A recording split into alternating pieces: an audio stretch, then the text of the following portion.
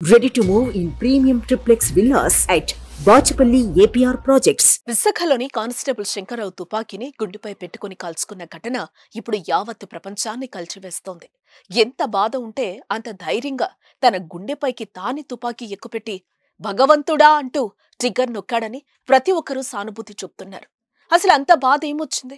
నిత్యం తనకు తన డ్యూటీకి రక్షణగా ఉంటూ తన చేతిలో ఉండే తుపాకీతోనే ఎందుకు శంకర్రావు ప్రాణాలు తీసుకున్నాడో ఇప్పుడు తెలుసుకుందాం.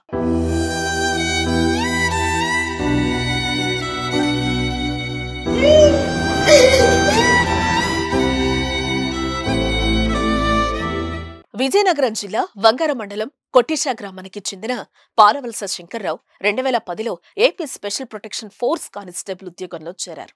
ప్రస్తుతం విశాఖపట్నం ద్వారకా నగర్లోని ఓ బ్యాంక్ శాఖలో కాపలాదారుగా పనిచేస్తున్నారు. భార్య శ్రావణి కుమారి, 5 ఏళ్ల కుమారుడు కిషోర్ చంద్రదేవ్, 2 ఏళ్ల కుమార్తెతో కలిసి శివాజీపాలెంలో నివసిస్తున్నాడు.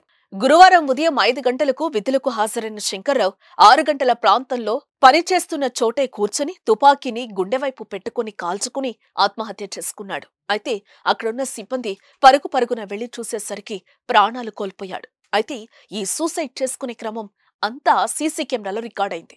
మీడియాకు ఆ దృశ్యాలను పోలీసు ఉన్నతాధికారులు అందజేశారు. అయితే ఆ దృశ్యాలను చూసిన ప్రతి ఒక్కరూ చలించిపోతున్నారు. చనిపోయే ముందు శంకర్రావు ఎట్టి పరిస్థితుల్లోనూ మిస్ఫైర్ కావద్దని ప్రాక్టీస్ చేయటం కనిపించింది. సూసైడ్ కు ప్రిపేర్ అయ్యే దృశ్యాలు కలిచివేస్తున్నాయి. గుండెపై సరిగా గురిపెట్టి భగవంతుడా అంటూ ట్రిగ్గర్ నొక్కాడు. వెంటనే ఆ తూట శంకర్రావు గుండెలను చీల్చుకుంటూ వెళ్లి పైకప్పుకు తగిలింది.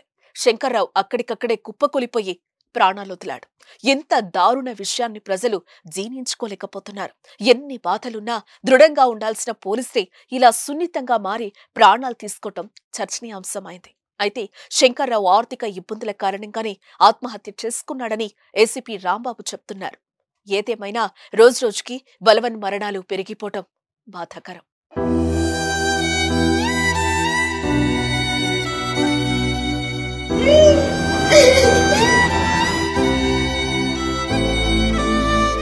సుమన్ టీవీలో మీ పర్సనల్ అండ్ బిజినెస్ ప్రమోషన్స్ కోసం కింది నెంబర్కి కాంటాక్ట్ చేయండి.